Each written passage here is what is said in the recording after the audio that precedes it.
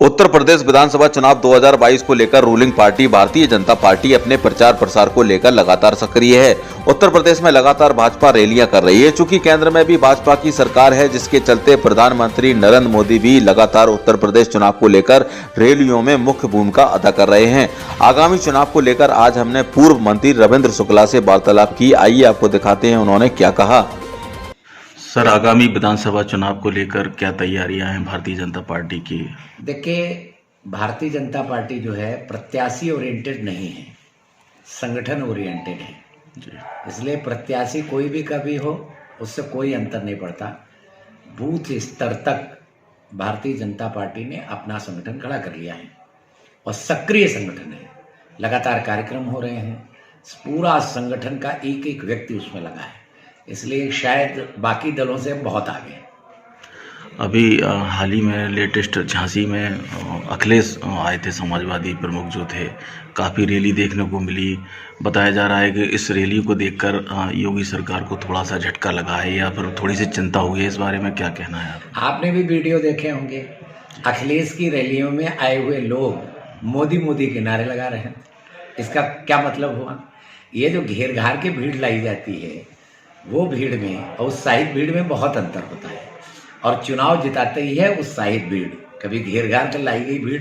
अटल जी पहले कहा करते थे कि जितने लोग हमें सुनने आते हैं उसके आधे लोग वोट दे दे तो हम जीत जाएंगे। इसलिए इससे कोई अंतर नहीं पड़ता। बहुत ज़्यादा इन सब चीज़ों पे नहीं जाना चाहिए।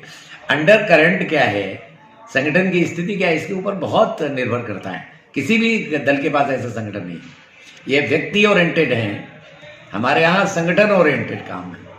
विपक्ष अभी हाल ही में सुर्खियों में आया है कि एक बात को लेकर रूलिंग सरकार को घेर रही है कि जो जिनके ऊपर मुकदमे लगे हैं या जो बचना चाहते हैं अपनी जांचों से, तो भाजपा ज्वाइन कर लो और बच जाओगे। इस बारे में क्या कहेंगे आप? देखिए, भाजपा में रहते हुए भी लोग जेल जा रहे हैं। एक नहीं, अनेक उदाहरण इस उत्तर प्रदेश के हैं। भाजपा में रहो या कहीं भी रहो, अगर आप अपराधी हैं तो जेल जाएंगे। यही भाजपा का चरित्र है। जानना आपसे चाहते हैं कि रूलिंग पार्टी इस समय अपने चुनाव की तैयारी कर रही है, अच्छी कर रही है। झांसी को लेकर क्या लगता है, कोई विधायक टिकट को लेकर क्या वही विधायक रहेंगे या कोई नया चेहरा देखने को मिलेगा? देखिए, ये अनेक स्तरों पर इसकी समीक्षा होती है। पार्टी अनेक स्तरों से जांच कराती है, कई इसके लेवल हैं। उसमें अगर रिपोर्ट किसी के खिलाफ आती है तो उसका टिकट कट जाता है और कटते हैं, ये उदाहरण है। और अगर रिपोर्ट ठीक है तो नहीं कटता।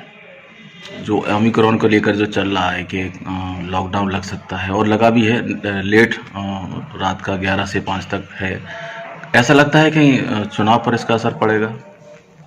देखिए, हाईकोर्ट ने भी कहा है कि चुनाव टाल दिए जाने चाहिए। अब इसका क्या उच्च स्तरीय निर्णय होता है तो वो लोग जाने, लेकिन कुल मिला के अगर कोरोना आएगा तो उसका प्रभाव तो पड़ता ही है। झांसी की जनता के लिए क्या संदेश आप देना चाहेंगे? मैं तो केवल झांसी जनता नहीं, पूरे देश की जनता को एक ही संदेश देना चाहूँगा कि अगर देश को सुरक्षित रखना है, देश में शांति चाहिए, तो भारतीय जनता पार्टी को लाना ही पड़ेगा। दूसरा कोई विकल्प नहीं है। उसका कारण है, हम संप्रदाय जाति के आधार पर काम नहीं करते हैं।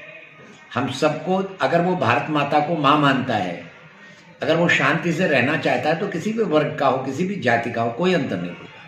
लेकिन अगर वो गुंडा है तो उसकी जाति नहीं हम देखते, वो किसी भी जाति का हो। अगर ब्राह्मण है तो भी मारा जाएगा और मुसलमान है तो भी मारा जाएगा, कि इससे कोई मतलब नहीं है। मुसलमान है इसलिए उसको छुएंगे नहीं, ब्राह्मण है तो इसलिए छुएंगे नहीं। यह भारतीय जनता पार्टी का चरित्र नहीं है। इसलिए ब्राह्मण भी निपटाए जो गुंडे थे, ठाकुर भी निपटाए जो गुंडे थे, हिंदू भी बहुत सारे मारे गए जो गुंडे थे, और मुसलमान भी मारे जा रहे हैं जो गुंडे हैं। तो इसलिए जातिवाद और संप्रदायवाद, इससे दूर रह करके हम केवल राष्ट्रवाद पर काम करते हैं। Thank you.